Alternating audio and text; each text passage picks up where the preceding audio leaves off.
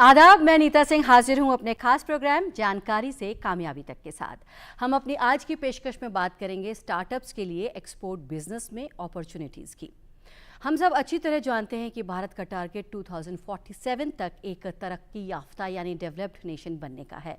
Experts बताते हैं कि इसके लिए हमें अपने सालाना इकोनॉमिक ग्रोथ की तेज़ रफ्तारी को 8% तक बरकरार रखना होगा और कम से कम $20 ट्रिलियन की इकॉनमी बनना पड़ेगा ताकि लाखों लोगों की गरीबी दूर की जा सके। एक्सपर्ट की राय ये भी है कि इसके लिए हमें अपने एक्सपोर्ट के कारोबार को तेज़ रफ्तारी से बढ़ाना होगा। तो अपने कंट्री के एक्सपोर्ट बिजनेस को बढ़ाने में हम एक सिटीज़न के तौर पर क्या कर सकते हैं और एक्सपोर्ट के कारोबार में एंट्री लेने के लिए एक छोटे और मझोले कारोबारी को क्या कोशिश करनी चाहिए, इसी पर आपको जानकारी देने के लिए हमारे साथ स्टूडियो में मौजूद हैं दो खास मेहमान। Indian institute of foreign trade की former director professor Satyendra Bhatia और बिजनेस प्लानर अभिषेक माहेश्वरी। हम आप दोनों का अपने स्टूडियो में वेलकम करते हैं और साथ ही आपको ये भी बता दें कि अगर आपका भी इससे जुड़ा कोई भी सवाल है तो आप हमें कॉल कर सकते हैं। हमारा नंबर लगातार स्क्रीन पर फ्लैश हो रहा है। तो हम बात कर रहे हैं आज स्टार्टअप्स के लिए एक्सपोर्ट बिजनेस में अपॉर्चुनिटीज़ की। प्रोफेसर भाटिया, आपसे जानना चाहेंगे एक्सपोर्ट की ज़रूरत क्या है? एक्सपोर्ट की ज़रूरत से ज़्यादा मैं कहूँगी कि मज़ा किस चीज़ में आता है। स्पेशली वो व्यापारी जो कि कुछ अपना सामान या इवन अपने सर्विसेज बेचना चाहता है, तो वो क्या देखता है? वो देखेगा कि जो भी मार्केट है वो कितनी बड़ी है। सबसे पहले जितनी बड़ी मार्केट होगी उसी में उसका मौका भी ज़्यादा होगा और उसकी ग्रोथ अपॉर्चुनिटीज़ भी ज़्यादा होंगी। तो उसको हम कहते हैं साइज और डेप्थ ऑफ मार्केट। और दूसरा है कि जब मैं कोई भी चीज़ बेचूंगा या बेचूंगी, वो किस प्राइस पर मुझे बेचनी होगी जी। तो अगर हम दोनों पहलू से देखें तो हमें दिखता है कि अंतर्राष्ट्रीय मार्केट जो होगी वो दोनों इन पहलू में जीतती है जी। क्योंकि इंटरनेशनल मार्केट डेफिनेटली बहुत बड़ी होगी फ्रॉम डोमेस्टिक मार्केट, और क्योंकि बड़ी है इसलिए ग्रोथ अपॉर्चुनिटीज़ बहुत ज़्यादा हैं। इवन दो हमारी इंडियन मार्केट कोई छोटी नहीं है, हमें पता है कि फॉरेन कंपनीज आती हैं हमारी डोमेस्टिक मार्केट के लिए, लेकिन अगर हम ग्रोथ की बात करें तो ग्रोथ बाहर ही होगी simply because of the scale. और हम इकोनॉमिक्स में कहते हैं कि जितना स्केल आपका बड़ा है प्रोडक्शन का, उतना आपका कॉस्ट पर यूनिट कम हो जाएगा, क्योंकि काफ़ी कॉस्ट्स होते हैं फिक्स्ड। मतलब कि हमारा प्रोडक्शन बढ़ता है लेकिन हमारे वो कॉस्ट बढ़ते नहीं हैं। So it could be even as simple as advertising cost, वो इतनी ज़्यादा नहीं बढ़ेगी। तो इसलिए आपका मुनाफा पर यूनिट भी काफ़ी ज़्यादा होता है जी। और दूसरा है प्राइस। जो इंटरनेशनल प्राइस है हमारे इवन जो लेट्स से कैजुअल वेयर, जो हमारे टेक्सटाइल्स हुए आइटम्स या लेदर आइटम्स, जो इंटरनेशनल प्राइस है वो काफ़ी गुना होती है फ्रॉम द डोमेस्टिक मार्केट। तो ये जो दो पहलू हैं पर्टिकुलरली, ये सबको खींचते हैं टुवर्ड्स द इंटरनेशनल मार्केट, और मज़ा भी इसीलिए बाहर ही आता है जी। बिल्कुल प्रोफेसर भाटिया, जैसे कि आपने बताया कि मुनाफा पर यूनिट ज़्यादा हो जाता है, आप ज़्यादा पैसे कमा सकते हैं, ज़्यादा अपॉर्चुनिटीज़ हैं। तो अभिषेक जी, आपसे समझना चाहेंगे अगर हम बात करें कि अगर कोई एक्सपोर्ट करना चाहता है तो कितना फेवरेबल है मार्केट? एक्सपोर्ट फेवरेबल को बनाना पड़ रहा है। उसका रीज़न है कि जो भारत है वो एक ट्रेड डेफिसिट देश है। इसका मतलब भारत में इंपोर्ट ज़्यादा है और एक्सपोर्ट कम है। जिस किसी भी देश में ये इंपोर्ट ज़्यादा एक्सपोर्ट कम होता है तो उसकी इकोनॉमी जो है उस तरह से ग्रो नहीं कर पाती है। हालांकि अभी कुछ सालों में हमने कुछ वर्षों में देखा है कि इंपोर्ट को कम किया गया है और एक्सपोर्ट को बढ़ाया गया है। उसका रीज़न है कि गवर्नमेंट का जो सपोर्ट है, जो इंसेंटिव्स हैं, वो इस कदर उपलब्ध कराया जा रहा है कि हर आदमी जो इंपोर्ट भी कर रहा था वो उसकी इच्छा आज एक्सपोर्ट करने की ज़्यादा होने लगी है। उसका एक और पहलू ये भी है कि जब आप एक्सपोर्ट करने जा रहे हैं तो आपको मल्टीपल कंट्रीज़ का ऑप्शन मिल रहा है। जब आप इंपोर्ट कर रहे हैं तो सिर्फ अपने देश के लिए कर रहे हैं, लेकिन एक्सपोर्ट करते टाइम आपके पास 195 और कंट्रीज़ हैं जहाँ पे आपके पास मार्केट साइज़ बड़ी हो जाती है। जैसे मैडम ने बोला सेम चीज़ एप्लीकेबल होगी, क्योंकि एक इकोनॉमिक्स ऑफ स्केल जो है वो ज़्यादा बड़ी हो जाएगी। जी बिल्कुल। तो ये तो समझ में आया कि एक जो बिजनेस मैन है उसके लिए भी एक्सपोर्ट करने से फ़ायदा होगा और साथ ही इंडियन इकॉनमी के लिए भी अच्छा होगा अगर एक्सपोर्ट किया जाए तो। लेकिन प्रोफेसर भाटिया, आपसे समझना चाहेंगे कि एक्सपोर्ट के कारोबार में एंट्री लेने के लिए किसी भी छोटे और मझोले कारोबारी को आखिर करना क्या होगा? तो जिसने भी निर्यात करना है और इवन आयात करना है, सबसे पहले तो रजिस्ट्रेशन चाहिए। These are simple procedural formalities, right. एक आईईसी कोड लेना पड़ता है, विच इज़ हम कहते हैं इंपोर्ट एक्सपोर्ट कोड। आपका जीएसटी नंबर होना चाहिए, आपकी एक कंपनी रजिस्टर्ड होनी चाहिए, या एनी अदर ऑर्गेनाइजेशन, पार्टनरशिप भी हुई, बट जनरली एटलीस्ट एक स्मॉल प्राइवेट कंपनी तो पीपल प्रेफर। तो ये तो सिंपल प्रोसीजर्स हैं, राइट। और आजकल ये प्रोसीजरल फॉर्मेलिटीज़ कंप्लीट करना बहुत आसान हो गया है। हमारा एक मिनिस्ट्री में ही डिपार्टमेंट है, हम उसको DGFT बोलते हैं, right, which is directorate general foreign trade. In other words वो डायरेक्टरेट जनरल है, महानिदेशालय, जो कि सिर्फ फॉरेन ट्रेड को ही देखता है। तो आजकल हमें ये सारे कोड्स जो भी लेने हैं या जो सर्टिफिकेट लेना है या कुछ अपलोड करना है, तो वो सारा कुछ ऑनलाइन हो रहा है। तो विद इन आवर्स या विद इन 1 or 2 days ये सारी आपकी प्रोसीजरल फॉर्मेलिटीज़ कंप्लीट हो जाती हैं।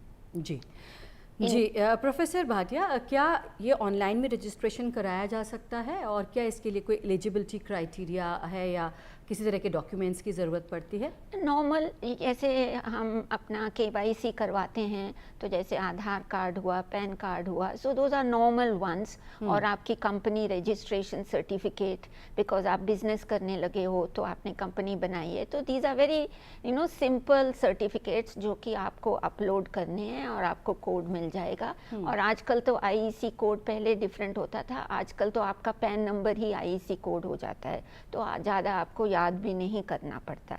तो it's a very simple thing. लेकिन उसके बाद the real story begins, right, क्योंकि किसी ने भी जो निर्यात करना है, अब इसमें सरकार ने बेसिकली सरकार की तो प्रोसीजरल फॉर्मेलिटीज थी, अब आपका गेम शुरू होता है कि आपने कितना रिसर्च किया है, कि आप कौन सा नॉर्मली क्वेश्चंस यही होते हैं। बिल्कुल प्रोफेसर भाटिया, इस पे भी हम अभी आएंगे। अभिषेक जी, आपसे जानना चाहेंगे कि सरकार इसके लिए क्या कुछ मदद कर रही है या किस तरह के इनिशिएटिव्स ले रही है, किस तरह के स्कीम्स चलाए जा रहे हैं जो कि सपोर्ट कर सकें स्टार्टअप्स को एक्सपोर्ट बिजनेस में? देखिए, भारत देश में इस समय मुझे पर्सनली ऐसा लगता है कि सबसे ज़्यादा सपोर्ट अगर किसी इंडस्ट्री को मिल रहा है तो वो एक्सपोर्ट इंडस्ट्री को मिल रहा है। जैसा कि मैंने रीज़न बताया, to reduce the trade deficit. अब इसमें एक तो हो गया कि व्यापारी अपना खुद से स्टडी करेगा, दूसरा है कि सरकार क्या सपोर्ट कर रही है। तो उसके लिए बहुत सारी स्कीम्स हैं, जैसे कि मार्केट डेवलपमेंट असिस्टेंस है, जिसमें एक व्यापारी किस तरह से, कौन सा आइटम ऐसा है, कौन सा प्रोडक्ट ऐसा है, कौन सी सर्विसेज ऐसी है जिसको वो एक्सपोर्ट कर सकता है। उसके लिए गवर्नमेंट की तरफ से इनिशिएटिव्स में है कि आप फॉरेन कंट्रीज जाइए, आप वहाँ पर ट्रेड फेयर्स अटेंड करिए, एक्सपोज अटेंड करिए, वहाँ पे प्रोडक्ट समझिए। उसके लिए भी गवर्नमेंट जो है सब्सिडीज एंड इनफैक्ट जो है फ्री ऑफ कॉस्ट में भी कई स्टार्टअप्स को एंड MSMEs को अपॉर्चुनिटी अवेल करा रहे हैं, जिसमें वो वहाँ जा कर के उस प्रोडक्ट को समझ सकें एंड यहाँ आ कर के उसका प्रोडक्शन करके और उसके बाद उन बेनिफिट्स को जो गवर्नमेंट बेनिफिट्स दे रही है उसको यूज़ करके एक्सपोर्ट कर सके। कुछ और एक्सपोर्ट फैसिलिटीज़ में जैसे कि आता है आपका मीडियम स्केल माइक्रो एंटरप्राइजेस के लिए जो इनिशिएटिव्स हैं, वो इनिशिएटिव्स में आपके पास एम्पल अपॉर्चुनिटीज़ मिल रही हैं जहाँ पे आप एक्सपोर्ट करने के लिए डिफरेंट स्कीम्स का यूज़ कर सकते हैं। जी बिल्कुल, आपने कहा कि सब्सिडीज़ गवर्नमेंट दे रही है, जाके आप दूसरी कंट्री में जाइए, रिसर्च करिए और उसके अकॉर्डिंगली आप अपना प्रोडक्ट लॉन्च कर सकते हैं। प्रोफेसर भाटिया, आपने कहा कि एक बार रजिस्ट्रेशन करा दिया, ये काम हो गया, अब सेकंड स्टेप क्या आता है? आप बता रही हैं रिसर्च करनी चाहिए, तो वो आपसे समझना चाहेंगे। हाँ जी, तो इसमें मैं ज़रा सा ऐड कर दूं ऑन निर्यात के इंसेंटिव्स में। जैसे मैंने कहा हर व्यापारी को अपना जीएसटी नंबर और जीएसटी रजिस्ट्रेशन डालना होता है, and this is despite the fact कि आपको एक्सपोर्ट्स में एक्चुअली जीएसटी की पूरी छूट हो जाती है। ये बहुत बड़ा बेनिफिट है, क्योंकि अगर आप भारत में ही अपना सामान बेचेंगे तो जीएसटी उस पे लगेगी, लेकिन अगर आप निर्यात कर रहे हो तो this is one of the major incentives की जीएसटी नहीं लगती। राइट, वन रूल इज कि WTO में ही है, जो कि हम कहते हैं वर्ल्ड ट्रेड ऑर्गेनाइजेशन, जो कि एक सामान्य रूल बनाती है फॉर ऑल द नेशंस कि अपने जो लोकल टैक्सेस हैं वो आप एक्सपोर्ट नहीं करेंगे। राइट, तो इसलिए जीएसटी हटाई जाती है। तो हमारे एक्सपोर्टर्स या तो उनको बिल्कुल ही उन्होंने जीएसटी नहीं देनी, इनवॉइस में जीएसटी होगा ही नहीं, और या फिर अगर जीएसटी होगा तो पहले वो दे देते हैं और उसके बाद उनको रिफंड हो जाता है। जी। तो आपको भी पता है कई गुड्स में इवन 16% एंड अबव है जीएसटी। तो अगर आपका वो बिल्कुल ही कॉस्टिंग से वो एकदम हट जाए तो आप इजीली कैलकुलेट कर सकते हैं कि आपका कॉस्ट कितना कम हो जाता है पर यूनिट जब आप एक्सपोर्ट करते हो।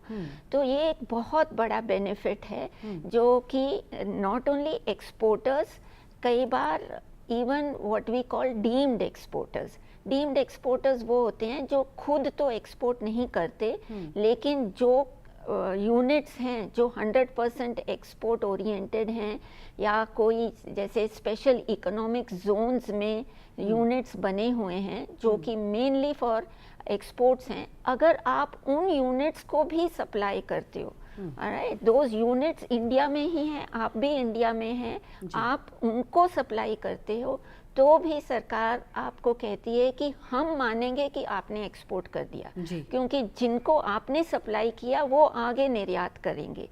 तो जो बेनिफिट्स मिलते हैं एक्सपोर्टर्स को वो डीम्ड एक्सपोर्टर्स को भी मिलते हैं। तो जैसे आपने कहा स्मॉल स्केल सेक्टर वो क्या करे, ऑलराइट, कई लोग डर जाते हैं कि इंटरनेशनल मार्केट में शायद भाषा दूसरी है, वो हम समझ नहीं पाएंगे, हम कस्टमर से कैसे बात करें, या उनके रूल्स बड़े डिफरेंट होंगे, हमें समझ नहीं आएगा। तो आजकल definitely technology is there everywhere, तो इजीली ट्रांसलेट हो जाता है। आप बड़े बड़े नेशंस देखिए जो कि इंग्लिश बोलते भी नहीं हैं, बट वो सब जगह एक्सपोर्ट कर रहे हैं क्योंकि वो मुश्किल नहीं आती। लेकिन इवन अगर बाय चांस अगर वो तुम्हें मुश्किल लगता है, भाषा और different rules regulations, different cultures can become a barrier, तो आप एटलीस्ट शुरुआत जब आप कर रहे हो as a small and medium enterprise, आप कोशिश करिए कि जो यहाँ पर हैं 100% एक्सपोर्ट ओरिएंटेड यूनिट्स, उन्हीं को सप्लाई करके देखिए, राइट, क्योंकि अगर आप उनको सप्लाई करने में सफल होते हैं तो डेफिनेटली आप इंटरनेशनल मार्केट में भी सफल हो जाएंगे। तो मैं सभी को यही कहती हूँ कि government has set up many industrial parks, many what we call other parks like software technology parks, biotechnology parks। अगर आप इनको विजिट करें, ये देखें कि ये यूनिट्स कैसे एक्सपोर्ट करती हैं और आप इनको सप्लाई करने की कोशिश करें, तो आपके लिए एक लर्निंग अपॉर्चुनिटी बहुत बड़ी है। जी, आपने काफ़ी अच्छे से समझाया professor Bhatia. Export oriented units की आप बात कर रही हैं कि आप भारत में हैं, वो यूनिट्स भी भारत में हैं, आप उनको अपना सामान सप्लाई कर सकते हैं, लेकिन ऐसे यूनिट्स का पता कैसे चल सकता है?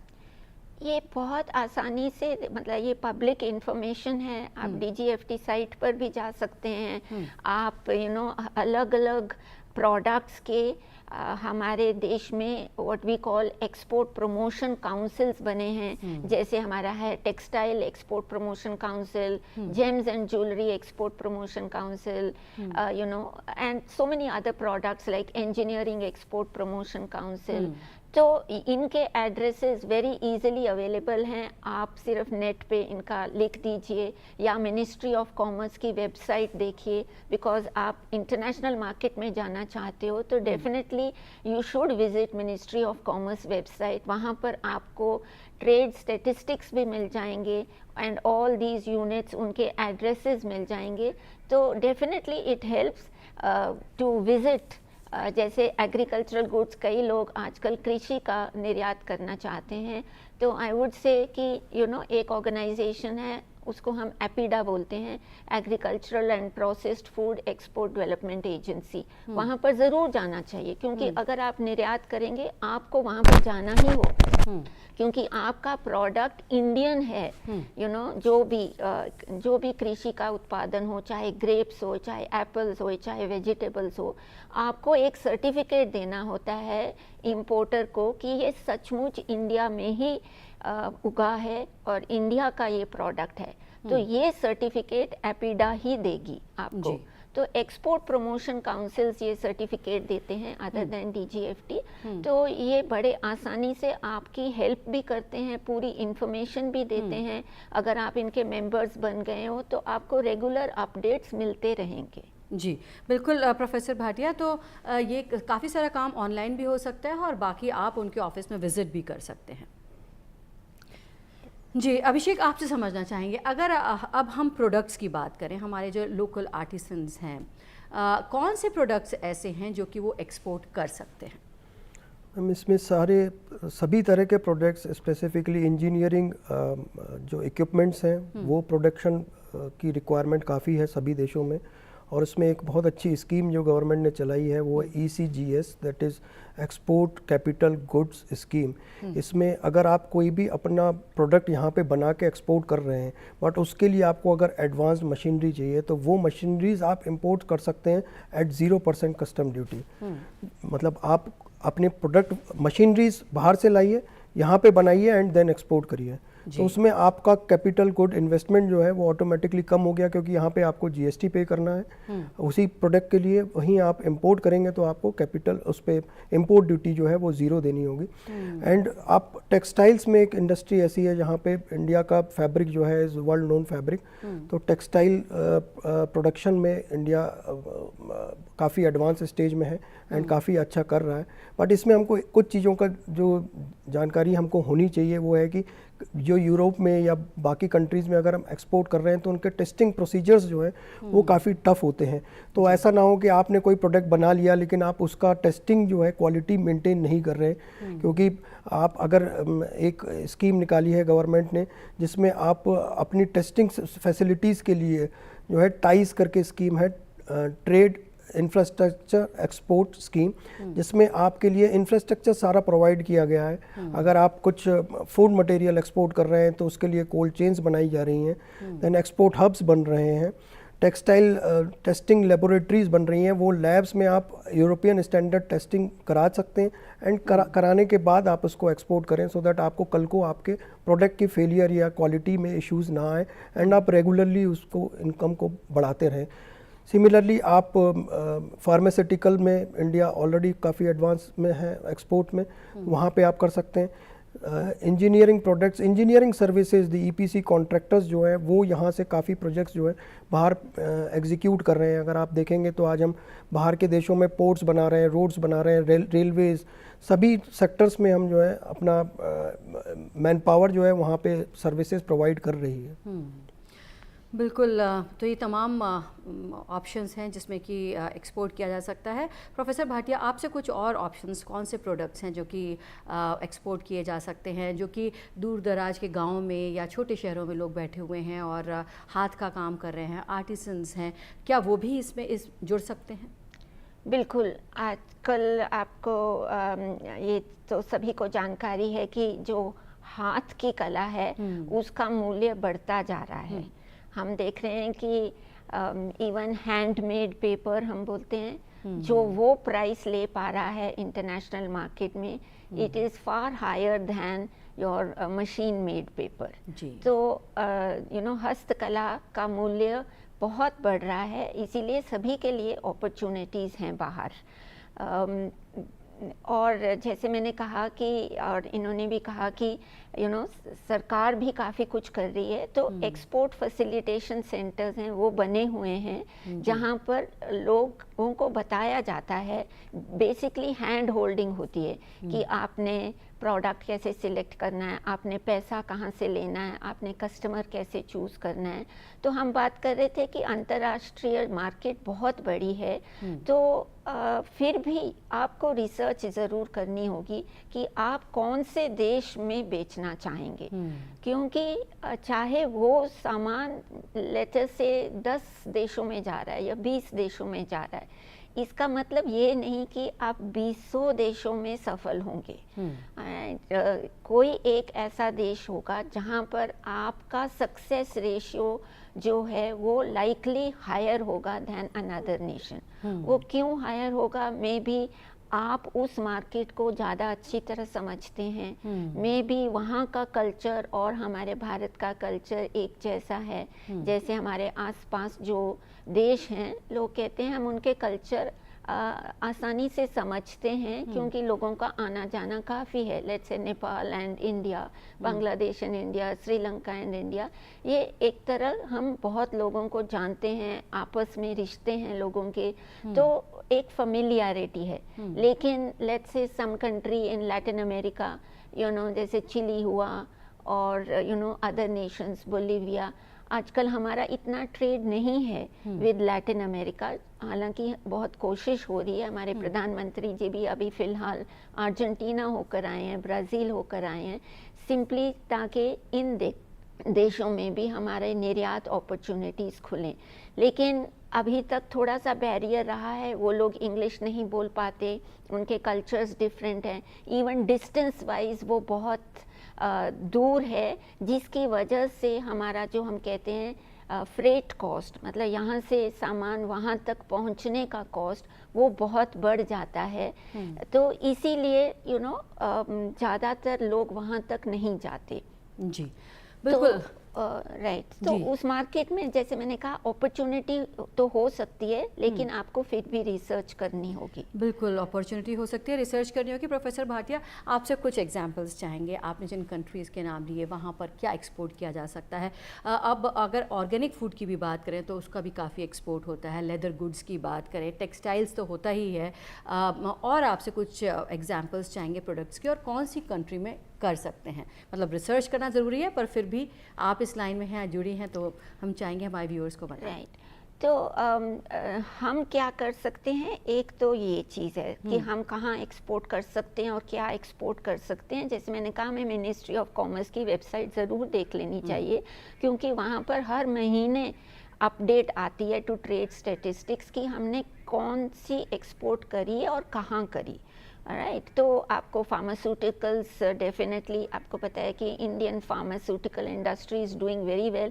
सभी देशों को हमारी दवाइयाँ चाहिए, तो चाहे वो अर्जेंटीना है, चाहे नेपाल है, चाहे अफ्रीका है, everybody, even USA, we export a lot of medicines. लेकिन जैसे मैंने कहा, उस देश के क्या रूल्स एंड रेगुलेशंस हैं वो हमें समझने ज़रूर होंगे, और उस देश में और कौन कौन बेच रहा है, किस प्राइस पर बेच रहा है, किस सेगमेंट को वो टारगेट कर रहा है, तो वो वाली रिसर्च हमें ज़रूर करनी होगी। तो अगर आप वैसे प्रोडक्ट्स पूछें तो डेफिनेटली वो वाले जो हमने मेंशन किए हैं, चाहे फार्मास्यूटिकल्स, इंजीनियरिंग, टेक्सटाइल्स, लेदर, ये काफ़ी समय से ये टॉप हमारे एक्सपोर्ट आइटम्स रहे हैं। लेकिन अगेन हर मार्केट हमारे लिए ये फेवरेबल नहीं है। क्यों? हमें वहाँ पर कौन बेच रहा है? जैसे आजकल हम टेक्सटाइल्स में चाइना को ही ले लीजिए, चाइना हर जगह बेच रहा है and maybe at a price point which is lower than ours. तो जब तक हम इसको बीट नहीं कर सकते इस प्राइस पॉइंट को, और या फिर बहुत ही ऐसा डिज़ाइन हम बनाएं जो कि उस कंट्री को पसंद आए, so designing and innovation therefore becomes important. अगर आप कैजुअल सेगमेंट बेचेंगे तो आपको कॉम्पिटिटर्स को ज़रूर समझना होगा। ये है प्रोडक्ट्स, बट आपको सर्विसेज भी देखनी है। जैसे समझा जाता है कि India is very good in computer services, और आजकल आर्टिफिशियल इंटेलिजेंस ऑल्सो, तो सभी को इसमें जानकारी भी चाहिए। इसीलिए इंडिया के जो हमारे टैलेंट है इसको बहुत रिस्पेक्ट मिल रहा है। तो मैं एक ही इंडस्ट्री की बात करूंगी इसमें, जैसे हम गेमिंग इंडस्ट्री बोलते हैं। आगे जैसे बच्चों के कार्टून्स लो या कुछ गेम्स जो हम होते हैं बाहर से ही आती थी, लेकिन आजकल game development has become very easy in India, और बहुत लोग बाहर जो हैं वो इंडियन गेम्स के ऊपर डिपेंड कर रहे हैं। और ये एक बहुत बड़ी अपॉर्चुनिटी है जिसमें एआई भी है, जिसमें ब्लॉकचेन टेक्नोलॉजी भी है, और ये बहुत फास्ट ग्रोथ दिखा रही है in the services sector amongst other services sectors. जी बिल्कुल, तो प्रोडक्ट्स के साथ साथ सर्विसेज भी हैं, जैसे एआई और ब्लॉकचेन का भी नाम लिया प्रोफेसर भाटिया ने। अभिषेक जी, आपसे समझना चाहेंगे कि चलिए प्रोडक्ट भी आइडेंटिफाई कर लिया, कौन सी कंट्री में बेचना है ये भी आइडेंटिफाई कर लिया, लेकिन कितने इन्वेस्टमेंट की ज़रूरत होती है? कम से कम कितना कैपिटल होना चाहिए? क्या इंफ्रास्ट्रक्चर होना चाहिए? क्या इसके लिए भी कुछ मिनिमम रिक्वायरमेंट्स हैं? नहीं, ऐसा कोई मिनिमम रिक्वायरमेंट इसके लिए नहीं है। ये आपके प्रोडक्ट और आपकी सर्विसेज पे डिपेंड करता है कि आप क्या प्रोडक्ट सर्विस प्रोवाइड कर रहे हैं। आप चाहें तो अगर ये ब्लेज़र है तो आप ब्लेज़र भी एक्सपोर्ट कर सकते हैं, ये 10,000 रुपीज़ का भी एक्सपोर्ट कर सकते हैं। बट दी वॉल्यूम जो है वो एटलीस्ट आप ये मान के चलिए कि अगर आप 2 करोड़ 3 करोड़ जो माइक्रो इंडस्ट्रीज़ है उसमें आप एंटर कर रहे हैं, एमएसएमई में रजिस्टर्ड है, तो आपको 1 करोड़ का टर्नओवर बेयर मिनिमम जो है मीट करना है, तब आप एमएसएमई की फैसिलिटीज़ को अवेल कर सकते हैं। इसमें आप एक चीज़ और जो फैसिलिटी अवेल कर सकते हैं कि जो इंडियन एम्बेसीज़ हैं जो सारे देशों में हैं, उसमें जा कर के आप वहाँ से उस प्रोडक्ट के बारे में, उस कंट्री में उस प्रोडक्ट की कितनी रिक्वायरमेंट है, उस प्रोडक्ट में कौन कौन ऑलरेडी कॉम्पिटिटर्स हैं, ये सब हेल्प जो है एम्बेसीज़ काफ़ी हेल्प करती है। आप एम्बेसीज़ को मेल भेजिए, कांटेक्ट करिए, बोलिए कि हम मिलना चाहते हैं, embassies response with in a day, and आप उनसे मिल के प्रोडक्ट को समझिए। उस पर एक इम्पॉर्टेंट चीज़ है कि आप कहीं double taxation avoidance TT is there और not between the 2 countries, that is also very important. पता चला आपने बनाया प्रोडक्ट 100 का लेकिन बिक रहा है 150 का, तो वहाँ पे आप जो है आउट हो जाएंगे मार्केट में दूसरे कॉम्पिटिटर्स से जो दूसरी कंट्रीज़ के दे रहे हैं। तो वो देश जो फेवरेबल हैं जिनसे हम एक्सपोर्ट कर सकते हैं, और double taxation avoidance TT already signed है between 2 nations, that is very important to identify, so that कल को हम प्रोडक्ट फिट बना लिया हमने, लेकिन हमने प्राइस पे वर्किंग जो है टैक्सेशन पॉइंट ऑफ व्यू से उस देश में नहीं की, तो वो हमें करना बहुत ज़रूरी है। जी बिल्कुल, आपसे भी समझना चाहेंगे professor Bhatia, small and medium enterprises अगर एक्सपोर्ट में जाना चाहते हैं, एक्सपोर्ट करना चाहते हैं, तो किन बातों का उन्हें ध्यान रखना होगा? तो जैसे आपने कहा कि कैपिटल कितना होना चाहिए, और कई लोग सोचते हैं कि हमारे पास तो इतना पैसा नहीं है, और हमें बैंक भी शायद एंटरटेन नहीं करेगी, बिकॉज उनको भी कई बार कोलैटरल चाहिए होता है और तभी वो लोन देते हैं जी। तो as far as collaterals and all are concern, yes there are government schemes जिसका फ़ायदा उठा सकते हैं आप, लेकिन मैं कहती हूँ कि अगर आपके पास कैपिटल नहीं भी है तो भी ये एटलीस्ट निर्यात में ये एक लिमिटेशन नहीं बनता। इनफैक्ट कैपिटल बहुत रेयरली एक रीज़न है कि आप निर्यात नहीं कर पा रहे, क्योंकि कैपिटल लेने के कई तरीके हैं और कई तरह आप निर्यात कर सकते हैं इवन विद मिनिमम कैपिटल। जैसे आपको कैपिटल काफ़ी इसीलिए चाहिए होता है क्योंकि आप मैन्युफैक्चर पहले करेंगे, जैसे इन्होंने कहा मशीन लेनी पड़ती है, टेक्सटाइल, लेदर, आजकल मेडिकल डायग्नोस्टिक इंडस्ट्री ये एक बहुत बड़ी इंडस्ट्री बनती जा रही है। ओके, तो इसके लिए फिक्स्ड कैपिटल कॉस्ट भी आपका काफ़ी होता है, लेकिन this is not the only way to export कि पहले बनाओ और फिर निर्यात करो। हमें बनाने की वजह से कॉस्ट लगता है, तो हम सिर्फ मार्केट में सिर्फ खरीद सकते हैं। There are so many suppliers, let us say आपको ज्वेलरी बेचनी है, तो ये ज़रूरी नहीं है कि पहले आप डायमंड्स पहले इंपोर्ट करें, फिर कटिंग पॉलिशिंग करवाएं, फिर उसकी ज्वेलरी बनाएं और फिर आप ज्वेलरी बेचें। You can actually just by jewellery from those जो बना रहे हैं, उनसे खरीद कर आपको आगे बेचना है। सो हम इसको मर्चेंट एक्सपोर्टर बोलते हैं। एक मैन्युफैक्चरर एक्सपोर्टर कि मैन्युफैक्चर करो और फिर एक्सपोर्ट करो, और दूसरा है मर्चेंट एक्सपोर्टर, मतलब किसी और से लो और फिर निर्यात करो। और हमारे देश में मर्चेंट एक्सपोर्टर्स बहुत सारे हैं। इनफैक्ट ट्रेडिंग कंपनीज़ को इवन एक तरह का रिस्पेक्ट दिया जाता है। हमारी फॉरेन ट्रेड पॉलिसी में ही है कि you can become a trading house, government recognition देती है, स्टार ट्रेडिंग हाउस, अगर आपका कुछ मिनिमम टर्नओवर हो जाए इन द लास्ट 3 years और सो, तो आपको एक रिकग्निशन मिलती है। तो ट्रेडर्स को भी काफ़ी अदर देन रिकग्निशन बेनिफिट्स होते हैं, जैसे आपके कस्टम्स क्लियरेंस आपके जल्दी होते हैं on a priority basis, and other benefits are given. So all I am saying is कि आप ये मत सोचो कि आपके पास कैपिटल नहीं है कि आप निर्यात नहीं कर सकते। आप आसानी से किसी से माल लेकर आप बेच सकते हो, लेकिन आपको ज़्यादा मूल्य तब मिलेगा अगर आप थोड़ा सा एडिशन करें, बनाने में नहीं लेकिन may be in the way it is packaged, क्योंकि ये जो सर्विसेज हैं, पैकेजिंग सर्विसेज, ये भी बहुत इम्पोर्टेंट है। हमें पता है जब हम किसी को गिफ्ट देते हैं, जो गिफ्ट होती है उसका तो मूल्य होता है, लेकिन जो पैकेजिंग उसकी होती है उसका भी बहुत बड़ा इम्पोर्टेंस होता है।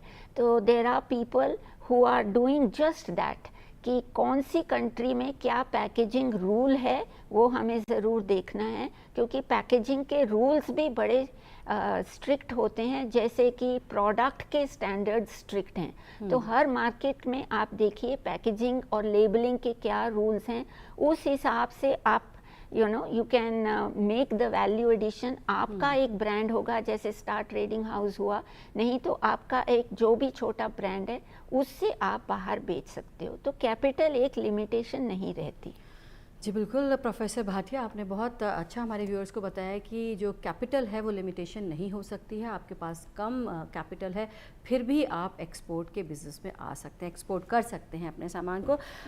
अभिषेक, आपसे समझना चाहेंगे कि ये तो बात हुई कि फ़ंडिंग की, फ़ंडिंग भी कैसे हो सकती है आसानी से, और कैपिटल को लेकर लिमिटेशन नहीं है। अगर हम स्टार्टअप इंडिया की बात करें तो ये एक प्लेटफॉर्म है जो कि फ़ंडिंग मुहैया कराता है, साथ ही मेंटरशिप भी और दूसरे रिसोर्सेज भी मुहैया कराता है।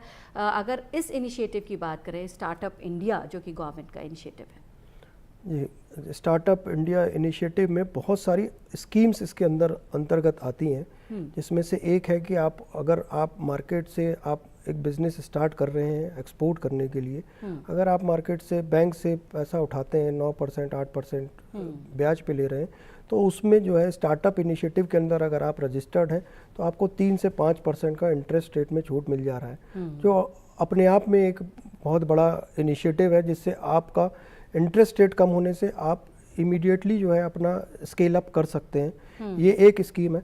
और स्टार्टअप इनिशिएटिव में एक और स्कीम जो अभी गवर्नमेंट ने चलाई है, दैट इज़ 1 डिस्ट्रिक्ट 1 प्रोडक्ट, जिसके लिए एक बहुत अच्छा एग्जांपल है उत्तराखंड के एक विलेज में, डोडा विलेज में एक किसान जो है उनके दिमाग में आया कि मैं रेगुलर अपना जो है खेती बाड़ी ना करके कुछ इनिशिएटिव नया करता हूँ। तो उन्होंने अपनी एक कंपनी फॉर्म की जिसको स्टार्टअप में रजिस्टर कराया और उसमें उन्होंने लेवेंडर का जो है कल्टीवेशन स्टार्ट किया। आज उस एक एग्जाम्पल से पूरा का पूरा जो डोडा विलेज है उसमें लेवेंडर का एक्सपोर्ट जो है वो पूरी बाहर लेवेंडर ऑयल एक्सट्रैक्शन से लेवेंडर ऑयल एक्सपोर्ट हो रहा है। तो वो एक 1 डिस्ट्रिक्ट 1 प्रोडक्ट का इनिशिएटिव भी स्टार्टअप के अंदर है, जिससे व्यापारियों को जो है एक बेनिफिट मिल रहा है, प्लस एक पूरा का पूरा इकोसिस्टम डेवलप हो रहा है, जिससे हेल्प आपस में एक दूसरे को लोग कर पा रहे हैं और लोग ज़्यादा रजिस्टर कर पा रहे हैं स्टार्टअप कंपनीज। जी बिल्कुल प्रोफेसर भाटिया, जैसे कि अभी ये एक एग्जांपल दिया अभिषेक जी ने, अगर हम मूंगा रेशम की बात करें या लैक कल्टीवेशन की बात करें, तो आप कह रहे हैं कि एक्सक्लूसिव हो कुछ तो आप ज़्यादा अच्छा उसे बेच सकते हैं, आपसे समझना चाहेंगे। राइट, ओके, जैसे इन्होंने कहा दीज प्रोडक्ट्स, और सरकार ने भी एक हम वर्ड यूज़ करते हैं ज्योग्राफिकल इंडिकेशंस, राइट, मतलब जिस प्रदेश का या जिस डिस्ट्रिक्ट का वो प्रोडक्ट है उस डिस्ट्रिक्ट का कुछ महत्व होता है। जैसे हम स्कॉच विस्की बाहर बोलते हैं, तो वहाँ से अगर आई है तो वो डेफिनेटली एक प्रीमियम ब्रांड है। ऐसे हमारे देश में भी कई सारे प्रोडक्ट्स हैं, जैसे बनारसी साड़ी ले लो। जब हम बनारसी साड़ी कहते हैं तो उसमें ऑलरेडी कस्टमर के दिमाग में होता है कि इसका कुछ कैरेक्टरिस्टिक्स कुछ यूनिक हैं जो आपको दूसरी साड़ीज़ में नहीं मिलेंगे। राइट, ऐसे ही बाकी प्रोडक्ट्स, कॉफ़ी कहाँ से आई है, तो ऐसे इसका पूरी लिस्ट सरकार ने बनाई हुई है कि अगर आप यहाँ की कॉफ़ी बेचोगे या यहाँ की चाय बेचोगे, जैसे दार्जिलिंग चाय एक ब्रांड है, तो और वो ब्रांड कहाँ से बना है, जगह की नाम से, तो इसीलिए उसको हम ज्योग्राफिकल बोलते हैं कि इस ज्योग्राफी से अगर आया है ये प्रोडक्ट तो आप ज़रूर प्रीमियम प्राइस बाहर इसको आप ले सकते हो। तो ये एक बहुत इम्पोर्टेंट लिस्ट है, ये सब people who want to get into exports उनको देखना चाहिए, क्योंकि उसके आपको ज़्यादा प्रीमियम मिल जाता है। एंड कमिंग बैक टू कितना कैपिटल चाहिए, जस्ट टू रीविजिट, मैं इसमें ई कॉमर्स की भी बात करना चाहती हूँ, क्योंकि ई कॉमर्स में आपको बड़े बड़े कंटेनर्स जो होते हैं हमारे 20 फुट या 40 फुट, वो पूरा भरने नहीं होते। ई कॉमर्स मतलब बहुत छोटा आइटम आप भेज रहे हो, किसी को may be just 2 units, 4 units, 10 units, that's it. तो आपको 10 कंटेनर्स या पूरा कंटेनर नहीं भरना। तो इसीलिए आजकल ई कॉमर्स का बहुत सुविधाएं हो चुकी हैं, सरकार ने भी करी हैं, और जो हमारे मार्केट प्लेसेस हैं जैसे अमेज़ॉन हुआ, जैसे DHL, सो मेनी अदर्स, ये भी प्लेटफॉर्म्स ने अब एक सुविधा दी हुई है कि अगर आपने कुछ इवन लेटेस्ट से लेवेंडर ऑयल ही आपको लगता है कि आपको एक कस्टमर थाईलैंड में मिला है जो कि इंटरेस्ट शो कर रहा है, लेकिन उसको सिर्फ 2 बोतलें चाहिए, सिर्फ 4 बोतलें चाहिए, जो कि वैसे आप सी ट्रांसपोर्ट में नहीं भेजेंगे, बाय एयर ही भेज सकते हैं। तो थ्रू ई कॉमर्स, तो may be all these centres आप सिर्फ अपना सामान वहाँ छोड़ सकते हैं, जब जैसे कि हम उनको फुलफिलमेंट सेंटर्स कहते हैं। तो आपको ये भी नहीं जानना है कि उस देश में टैरिफ रेट क्या है, उस देश में पैकेजिंग के रूल्स क्या हैं। यही फुलफिलमेंट सेंटर्स आपका प्रोडक्ट अच्छी तरह पैकेज कर देंगे as per the rules in the other country, और लेबलिंग भी कर देंगे, डिलीवरी भी वो वहाँ पर कर देंगे। आपको सिर्फ अपने कस्टमर से बस कम्युनिकेशन करनी है, एंड दैट्स इट। तो आपका काम बहुत आसान हो जाता है, आपको लॉजिस्टिक्स भी ज़्यादा ध्यान नहीं देना, आपको कस्टम्स क्लियरेंस भी नहीं करवानी, सारा कुछ ये मार्केट प्लेसेस कर देते हैं। तो ई कॉमर्स के तरफ definitely anybody who is really tiny वो भी कर सकता है। और हमारे जो इंडियन पोस्ट ऑफिस है उनका भी बड़ा रोल है। हमारे सरकार ने डाक निर्यात केंद्र जगह जगह खोले हुए हैं, जो कि आपको छोटे टाउन में भी अगर आप रहते हो, वहाँ का जो भी डाक निर्यात केंद्र है, आप वहाँ पर अपना सामान छोड़ दीजिए और वो आपका सामान डिलीवर कर देंगे अपने कस्टमर को। जी, तो ये भी एक बहुत अच्छी बात है। प्रोफेसर भाटिया ने बताया कि जैसे कि आपको कैपिटल की लिमिटेशन नहीं है, वैसे ही आपको प्रोडक्ट को डिलीवरी करने की या पैसे लेने की भी टेंशन लेने की ज़रूरत नहीं है, और कितनी आसानी से आप डाक निर्यात केंद्र के ज़रिए भी अपना काम कर सकते हैं, और बाकी प्राइवेट प्लेयर्स तो हैं ही। अभिषेक जी, आपसे समझना चाहेंगे कि इतना आसान नहीं है एक छोटे स्टार्टअप को, अगर हम बात करें कि हम बात कर रहे हैं छोटे स्टार्टअप्स की, तो किस तरह के चैलेंजेस आते हैं वो भी आपसे समझना चाहेंगे। देखिए, किसी भी सेक्टर में कोई भी बिजनेस हो, छोटा है और बड़ा, उसमें चैलेंजेस तो हैं ही, बट उसके साथ साथ जहाँ रिस्क है वहाँ अपॉर्चुनिटीज़ भी उतनी ही है। अगर 50% रिस्क है तो 50% अपॉर्चुनिटी भी है, तो हमारा फोकस अपॉर्चुनिटीज़ पे ज़्यादा होना चाहिए, सो दैट हम उन चैलेंजेस को ओवरकम करके उन अपॉर्चुनिटीज़ को अवेल कर सकें। अगर आपको किसी भी सेक्टर में जाने में परेशानी आ रही है, कोई छोटा व्यापारी है, तो उसके लिए सरकार ने जो है निर्यात बंधु स्कीम चलाई है, जिसमें आप DGFT ऑफिस में जा करके वहाँ पे सरकारी ऑफिसर्स जो हैं वो पूरा हैंड होल्डिंग कर रहे हैं, प्रॉपर ट्रेनिंग दे रहे हैं, सो दैट आपकी रिस्क एंड अपॉर्चुनिटीज़ जो हैं वो पूरी की पूरी आप एनविसेज कर सकें एंड उसके अकॉर्डिंग आप बिजनेस में उसको इम्प्लीमेंट कर सकें। जी बिल्कुल, तो निर्यात बंधु स्कीम है जिसका फ़ायदा आप यहाँ पर उठा सकते हैं। आपको किस तरह के चैलेंजेस दिखाई देते हैं प्रोफेसर भाटिया? ओके, जैसे इन्होंने कहा, चैलेंजेस हर बिजनेस में हैं, रिस्क हर बिजनेस में हैं, लेकिन हर बिजनेस में हमारे पास स्ट्रेटजीज भी हैं रिस्क कम करने की। जैसे मैंने कहा, instead of becoming a manufacturer exporter आप मर्चेंट एक्सपोर्टर बन जाते हो, आपको उसमें भी रिस्क नज़र आता है, तो you can just join hands with some manufacturer. ऐसा कोई मैन्युफैक्चरर है, लेटर से मैंगो पेस्ट बना रहा है, लेकिन वो सिर्फ भारत में ही बेच रहा है, क्योंकि उसको मे बी इंटरनेशनल मार्केट कैसे एक्सप्लोर करना नहीं पता। आप अगर कस्टमर उसके लिए ला सकते हो बाहर से, और वो भी वॉल्यूम में, तो आप उसको रिक्वेस्ट कर सकते हो कि मैं तुम्हारा जॉइंट वेंचर पार्टनर बनता हूँ। मैन्युफैक्चरिंग में मेरा कोई रोल नहीं होगा, मेरा सिर्फ रोल होगा मार्केटिंग में। तो अगर आप सिर्फ मार्केटिंग ही कर रहे हो किसी के लिए, आजकल customer acquisition is the best thing. अगर आपने इंटरनेशनल मार्केट में जाना है तो आपको कस्टमर चाहिए, प्रोडक्ट तो है आपके पास, राइट, मे बी प्रोडक्ट की समझ भी है कि वहाँ पर कैसी चीज़ बिकती है, लेकिन एट द एंड आपको एक कस्टमर चाहिए।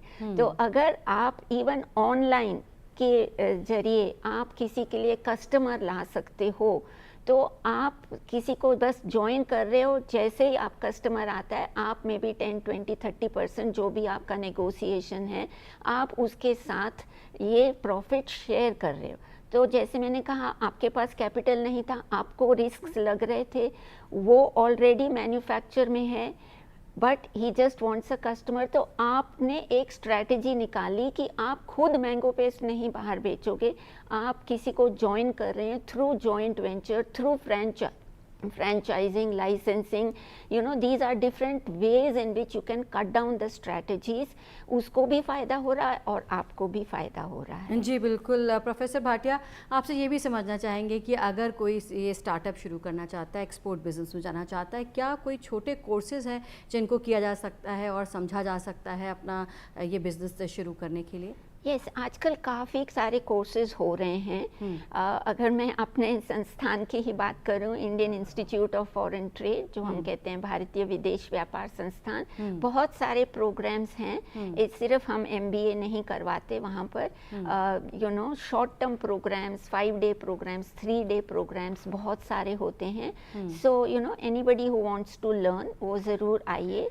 हमने with DGFT, with the government of India भी हमारा एक प्रोग्राम है, यू नो, जो कि सिर्फ ऑनलाइन किया जा सकता है। जिसको भी इंटरेस्ट है, चाहे वो हमारी वेबसाइट देख लें, चाहे वो DGFT की वेबसाइट देख लें, और इस प्रोग्राम में एनरोल हो जाओ। उसका कोई कॉस्ट भी नहीं है, at zero cost you can do this program. So ये तो हैं हमारे संस्थान। तो there are other educational institutions also जो कि ऐसे प्रोग्राम्स करते हैं। बट स्टार्टअप्स के लिए, जैसे इन्होंने कहा, स्कीम्स हैं, तो मुझे पता है कि प्रधानमंत्री की एक स्कीम है which is capacity building for first time exporters, alright. तो उसका भी पूरा कॉस्ट सरकार ही बेयर कर रही है। तो anybody can join these programs. और बाकी in the private sector again, so मतलब कि प्रोग्राम्स की कोई कमी नहीं है। Other than programs, even material available. तो DGFT की अगर आप वेबसाइट देखें या मिनिस्ट्री ऑफ कॉमर्स की वेबसाइट देखें, दूसरे पोर्टल्स भी हैं, निर्यात.gov.in, यू नो, एक पूरा पोर्टल बना हुआ है, एक इंडियन ट्रेड पोर्टल। आप इन पोर्टल्स पर भी अगर जाएं तो आपको इतनी जानकारी मिलेगी जितनी कि आपको शायद किसी पुस्तक में नहीं मिल सकती। आजकल websites are very dynamic, almost on a daily basis updation होती हैं। तो इन डिफरेंट तरीक़ों से आप जानकारी पा सकते हैं। And maybe I repeat the first thing कि जो ऑलरेडी निर्यात कर रहे हैं, अगर आप उनके पास जाकर भी कुछ बातचीत करें, उनसे देखें कि जो क्लस्टर्स बने हुए हैं, जैसे तिरुपुर में टेक्सटाइल क्लस्टर है, कहीं डिफेंस क्लस्टर्स बने हुए हैं, कहीं जेम्स एंड ज्वेलरी क्लस्टर, सूरत जैसे है, आप सूरत विज़िट करके उनसे भी काफ़ी कुछ आप सीख सकते हैं। तो आपको हर तरह से नॉलेज सीख करनी होगी। And last I will say कि जो इंपोर्टिंग कंट्रीज़ हैं, कई बार वो भी अपना मटेरियल पब्लिश करती हैं कि अगर किसी ने हमारे यहाँ कुछ भी एक्सपोर्ट करना है तो ये वाले जो प्रोडक्ट्स हैं ये काफ़ी you can say are popular ones. तो आप वो भी देख सकते हैं, जैसे मुझे पता है एक CBI मैगजीन यूरोप से निकलती है, वो सारे प्रोडक्ट्स बताती है कि आप यूरोप में क्या प्रोडक्ट्स बेच सकते हो और आपको क्या देखना है। तो मटेरियल बहुत अवेलेबल है जी। बिल्कुल प्रोफेसर भाटिया, अभिषेक जी, आप दोनों ने समय निकाला और स्टूडियो में आए, उसके लिए आप दोनों का बहुत बहुत शुक्रिया। Thank you. धन्यवाद। तो हमारे दोनों ही गेस्ट आज मौजूद थे स्टूडियो में और हम बात कर रहे थे स्टार्टअप्स के लिए एक्सपोर्ट बिजनेस में अपॉर्चुनिटीज़ की।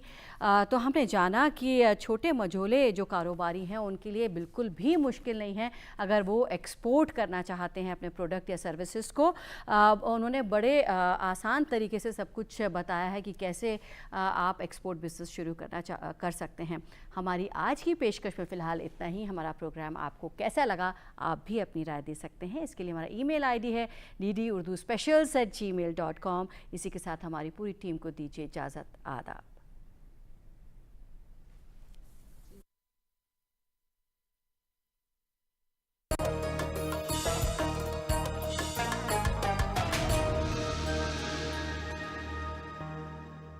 नमस्ते, आदाब दोस्तों, मैं हूं